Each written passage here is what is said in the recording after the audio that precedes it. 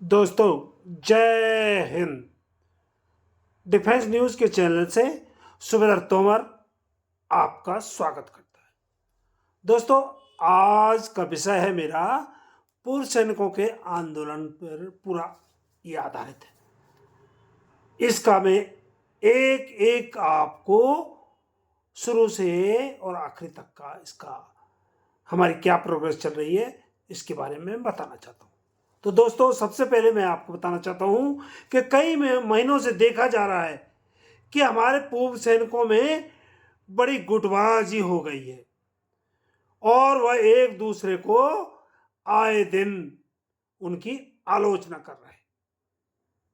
अगर सच कहा जाए तो वो गाली गलौज पर उतर आए। मैं अपने सम्माननीय वेटरन्स पूर्व सैनिकों से पूछना चाहता हूं कि क्या यह उचित है? आप सभी अपने कमेंट द्वारा अपनी प्रतिक्रिया प्लीज मुझे बताएं। मैं दावे के साथ कह सकता हूं कि आप सभी वेटरन्स भी इस तरह के आरोप और प्रत्यारोप व गाली गलौज को सुनकर आप व्यथित हो गए होंगे। आप भी चिंतित होंगे कि हमारी पूर्व सैनिकों की मांगों का क्या होगा। अगर ये हमारे पूर्व सैनिक संगठन आपस में ही एक दूसरे को गाली गलौज करते रहे और ये आपस में ही लड़ते रहे तो हमारे पूर्व सैनिकों का ये क्या भला करेंगे? तो इस बात पर आप लोग भी शायद काफी उसमें डिप्रेशन में होंगे। मैं निश्चित रूप से कह सकता हूं, जब हमारे सभी पूर्व सैनिक संगठनों का उद्देश्य एक है, और वो क्या उद्देश्य है कि हमारे पूर्व सैनिकों की समस्याओं को दूर करना या उनको करवाना, सरकार से वार्तालाप कर और उन हमारे पूर्व सैनिकों का लिए संघर्ष करना। पर क्या हुआ? क्या पूर्व सैनिकों के साथ हो रहे, इनका उद्देश्य होना चाहिए था कि पूर्व सैनिकों के साथ हो रहे शोषण, अन्याय, भेदभाव, उनकी पेंशन को उचित रूप से बढ़ाना, ओआरओपी की विसंगतियों को दूर करवाना, एमएसपी सभी रैंक्स को बराबर उसके लिए संघर्ष करना है। डिसेबिलिटी पेंशन में ऑफिसर्स और जेसीआर में जो भारी अंतर है उसको दूर करना, उसमें गैप कम होना, फैमिली पेंशन को बढ़ाना। हमारी जो फैमिलीज हैं उनको 60% पेंशन कर दी जाती है, 60% of the present pension. Actual में तो जो है उसको 30% कर दिया जाता है, अगर पूरे सही तौर पे बताया जाए तो। सीएसडी और ईसीएचएस में ऑफिसर्स को विशेष सुविधाएं क्यों हैं भाई? इसका भी संघर्ष हमारे पूर्व सैनिकों को चाहिए कि तभी तो हम सारे पूर्व सैनिक आपको अपना नेता बनाए हुए हैं और ऐसी ही अन्य कई जायज मांगे एटसेट्रा एटसेट्रा। तो फिर हमारे सभी पूर्व सैनिक संगठन अपनी ढपली, अपना राग क्यों अलाप रहे हैं? सबका संगठन जो एक संगठन है जिसने यह सिद्ध कर दिया है कि पूर्व सैनिकों की लड़ाई के लिए अगर कोई सक्षम है या जो एक्चुअल पूर्व सैनिकों की के संघर्ष की कोई लड़ाई लड़ रहा है तो वो साहब का संगठन ने यह सिद्ध कर दिया है। साहब का संगठन अधिकांश पूर्व सैनिकों की भी साहब का संगठन से उसके सदस्य हैं, और जो सदस्य नहीं भी हैं वह भी अधिकांश पूर्व सैनिक सारे देश के साबका सैनिक संगठन का समर्थन करते हैं। साबका सैनिक संगठन के सदस्य या पदाधिकारी मैदानी संघर्ष के मामले में इनके नेता और कार्यकर्ता बड़े जुझारू और क्रांतिकारी लोग हैं, जो कि मैदानी संघर्ष करने में इनका कोई दूसरा सानी नहीं, सभी इसका लोहा मान चुके हैं। हमारा साबका सैनिक संगठन बेशक थोड़े हमारे उसमें गरम दल के नेता हों, लेकिन संघर्ष में सब कुछ जायज है। संघर्ष में सब कुछ जायज है।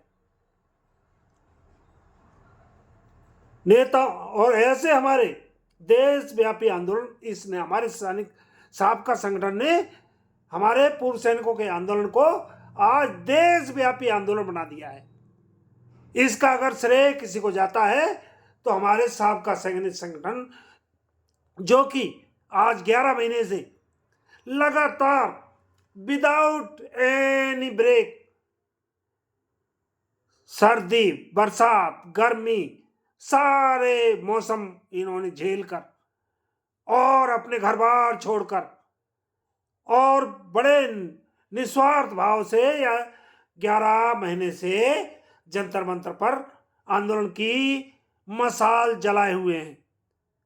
ऐसे हमारे संगठन का मैं सल्यूट करता हूं। यह आंदोलन आज विश्व का अनूठा और ऐतिहासिक आंदोलन बन चुका है। पूर्व सैनिकों का ऐसा आंदोलन विश्व में न पहले कभी देखा गया था और न मुझे आशा है कि आगे भी नहीं ऐसा देखा जाएगा। सरकार आज नहीं तो कल पूर्व सैनिकों के आंदोलन का सम्मान करेगी और हमारी सभी जायज मांगों को पूरा भी करेगी, ऐसी हमें आशा है। अतः मैं देश भर में बने अन्य पूर्व सैनिक संगठनों के नेताओं से अनुरोध करना चाहूंगा कि आप लोग साबका संगठन का साथ दें और पूर्व सैनिकों की समस्याओं को दूर करने में उसका सहयोग करें। साबका संगठन से भी मुझे मेरा अनुरोध है कि प्लीज कि आप लोग उदारता दिखाकर, पुरानी बातें भूलकर, ईगो दूर कर दूसरे पूर्व सैनिक संगठनों को की आलोचना भी बंद करें। वो उनको अपने साथ मिलाएं और जब सब 1 और 1 2 हो जाएंगे या 11 हो जाएंगे, तभी हमारा संघर्ष आगे बढ़ सकेगा। आपका संगठन, मैं साबका संगठन को आह्वान कर रहा हूं कि आप लोग दोस्तों, आपका संगठन सबसे बड़ा संगठन है। आपको भी अपना दिल बड़ा करना पड़ेगा। आगे पीछे की छोटी मोटी खट्टी मीठी या कैसी भी हमारी जो अरुचिकर बातें हो गई हों, उनको भूल जाएं और अब अगले संघर्ष के लिए आप सब लोग कमर कस लें। और सारे हमारे पूर्व सैनिक संगठन, प्लीज आप साबका संगठन का, इसमें आपको कोई किसी की आपको ये नहीं है कि आप उससे छोटे हो गए, लेकिन ये तो निश्चित मानना पड़ेगा कि किसी भी आंदोलन को चलाने के लिए एक कमान तो किसी के हाथ में होनी चाहिए, और वो कमान अब साबका सैनिक संगठन के हाथ में ही मुझे सबसे उचित दिखाई देती। सरकार तो दूर बैठकर यही चाह रही है कि पूर्व सैनिकों में कभी एकता न हो पाए, अतः हमें अपनी कमियां पहले दूर करनी पड़ेंगी। सरकार से तो लड़ना बाद की बात है, पहले हमको, हमारे पूर्व सैनिकों को, हमारे संगठनों को अपनी कमियां पहले दूर करनी पड़ेंगी।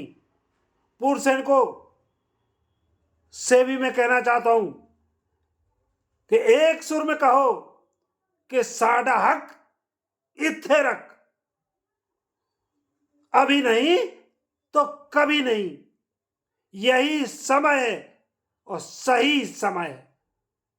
अंग्रेजी में भी कहते हैं hit the iron while it is hot. तो दोस्तों, समय हमारे पास बहुत कम है, महीने रह गए टोटल 2। अगर आप ये 2 महीने का सदुपयोग करना चाहते हैं, अगर सरकार से कुछ लेना चाहते हैं, तो this is the most appropriate time, ये सबसे उपयुक्त समय है। मैं दोस्तों से कहना चाहता हूं कि अगर यहां चूक हो गई तो आपको फिर अभी फिलहाल कुछ नहीं मिलने वाला है। पूर्व सैनिक को याद रखो, खोने के लिए आपके पास कुछ भी नहीं है और पाने के लिए पूरा जहां पड़ा हुआ है। कई लोग आपको डराने की कोशिश भी करेंगे और नकारात्मकता की बात भी करेंगे। कोई कहेगा पेंशन बंद हो जाएगी। ऐसा करना किसी के हाथ में नहीं है दोस्तों। आप एक डेमोक्रेटिक कंट्री के स्वतंत्र नागरिक हैं और भारतीय संविधान अपनी जायज मांगों को शांतिपूर्ण तरीके से आपको मांगने का पूरा अधिकार देता है। हमारा संविधान इसकी पूरी इजाजत देता है। ये फ्रीडम ऑफ एक्सप्रेशन, बोलने का अधिकार के अंतर्गत आप अपने जायज मांगों को पूरे शांतिपूर्ण तरीके से रख सकते हैं और हमारे सैनिक इसमें सक्षम हैं। पूर्व सैनिक सच्चाई पर हैं और अपने लिए न्याय की मांग करना एक लोकतांत्रिक अधिकार है। हम अपने संघर्ष में अवश्य विजयी होंगे। भारत माता की जय। जय हिंद। अगले व्लॉग में दोस्तों फिर मिलूंगा और आपसे कुछ गुफ्तगू करूंगा। तब तक के लिए मुझे माफ करें। जय हिंद।